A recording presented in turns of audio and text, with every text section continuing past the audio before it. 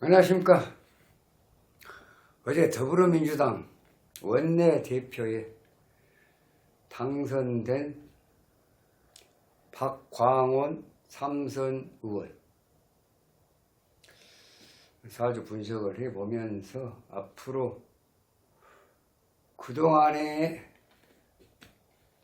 임기를 마친 박원군 원내대표보다는 상당히 좀 기대가 되지 않냐,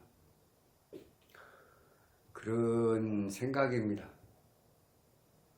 내일 모레가 윤석열 대통령 5월 10일이 취임 1주년이 되는데 그동안에 알게 모르게 열심히도 뛰었건만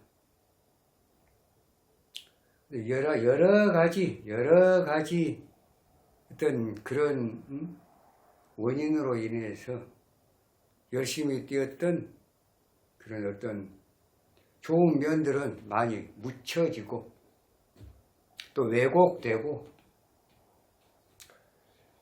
정치가 이렇게 가서는 안 되지 않냐, 국민의 한 사람으로서 그런 바람을 가져봅니다.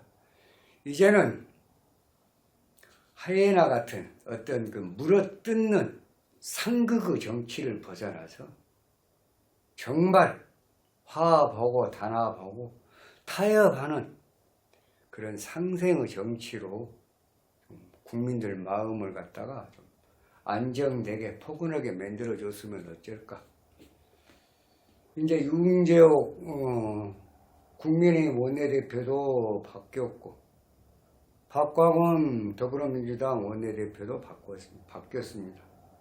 두 분이 제발 상극의 정치를 좀 벗어나서 서로 타협하고 원만하게, 내년 총선도 원만하게 그 페이크 뉴스, 네거티브 이런 거 말고 정말로 진솔하게 국민의 마음을 담아낼 수 있는 그런 정치로 거듭나게끔 두 분의 원내대표에 대한 기대가 상당히 크다고 볼 수 있겠습니다. 자, 우선 박광원 신임 원내대표는 어제가 2023년도 4월 28일자입니다.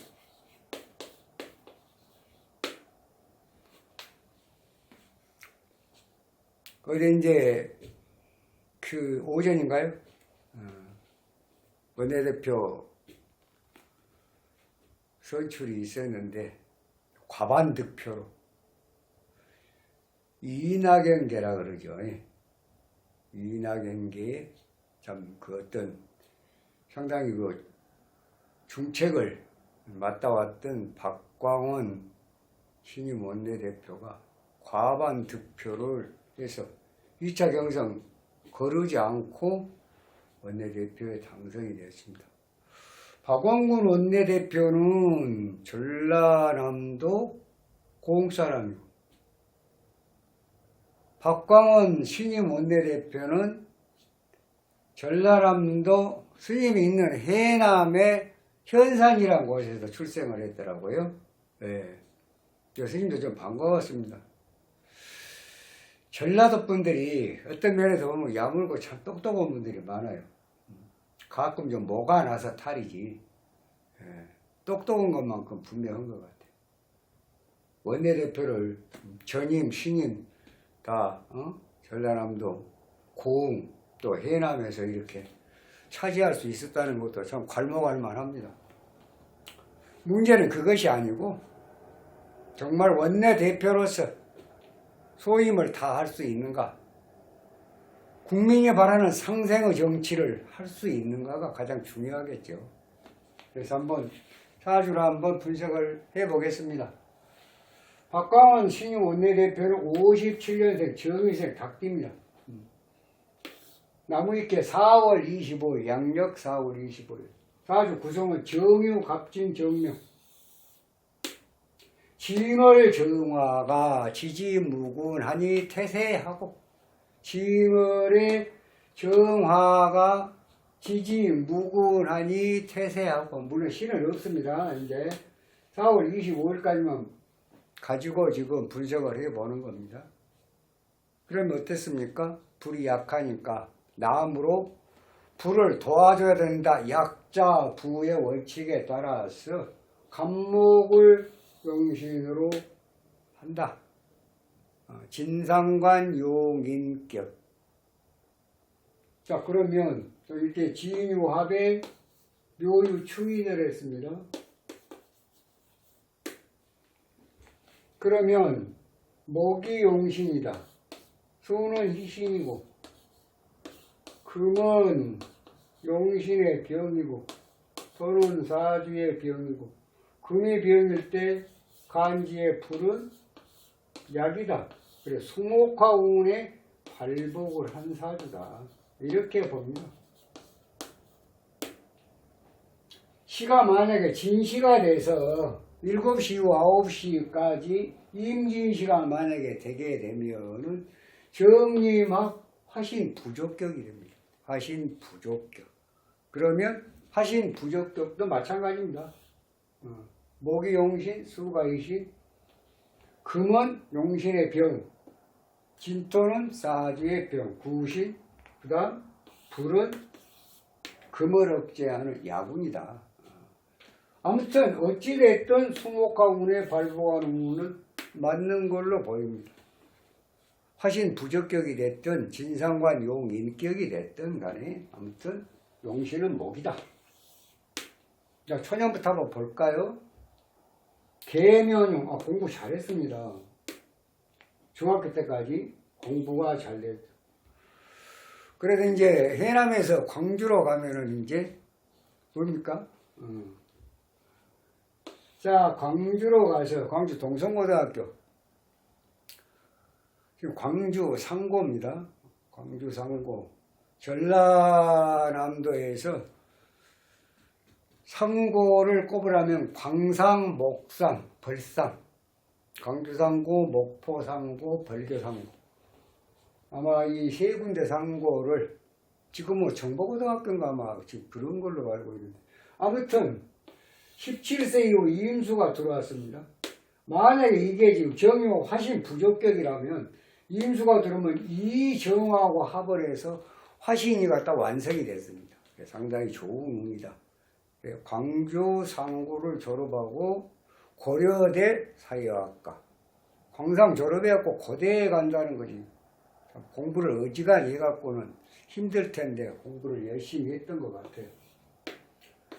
그 다음에 이제 고등학교에서 대학 고대를 나와가지고 18, 19, 20, 21, 22, 23세는 안 되고 24세 때부터 인중병화부터 목화가 터지니까 목국토, 화극금, 조운이 터졌습니다. 그래서 이분이 84년도에 84년도면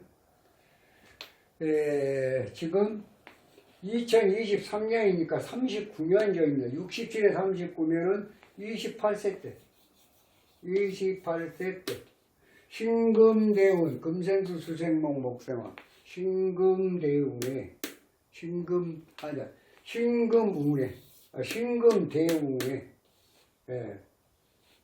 84년도, 갑자년입니다. 갑자년. 83년도가 개해년. 이게 수목운이에요. 또 대운은 신금대운이다. 신금 들어오면 금생수 수생목 목생화. 금생수 수생목 목국도 목생화 화국금. 네. 갑자년에 28세 때 MBC로 입사를 했습니다. MBC로 입사를 했다. 그래가지고 이분이 2012년도에 퇴사를 하게 됩니다. MBC 보도국장까지 하면서 2012년도에 퇴사와 동시에 총선에 출마를 하게 됩니다. 이제 경선 탈락이 됐어요. 경선에서 탈락이 됐다. 그러면 2012년도면은 1년 후는 임진년인데, 임진년. 2012년이면 지금 23년이니까 11년 전입니다. 67세에 56세 해대운에 임진년이면 사실 될 수 있었던데요. 56세면 해비합을 못 구기니까 될 수 있었는데 경선에서 어떻게 탈락이 됐을까? 이거 되는 운입니다. 되는 운인데 좀 안타깝네요. 자, 그래서 경선에 탈락으로 2014년도에 안 되니까 지역구를 어디로 옮겼어요? 수원정으로 옮겼습니다. 수원정으로 지역구를 옮겨가지고 2014년도에 보궐선거에서 2014년도면 가보년입니다. 녹음 잘 들어왔습니다. 그 전에가 계사년이죠. 가보년에. 그럼 대운은 무토대운이다. 무토는 그냥 평상 운으로 옵니다. 아주 나쁜 운까지는 아니다. 그런데 1년 운이 잘 떴다. 가보년 2014년. 그래서 보궐선거에서 초선으로 당선이 된다. 2014년도. 2016년도 무토대운의 병신년이다. 이것도 야군이니까 잘 떠서 재선에 성공을 했다. 2020년도에 경자년인데, 경자년 갑경충인데, 자, 이거 어떻게 해서 3선에 당선이 될 수가 있었냐? 술중정화에, 술중정화.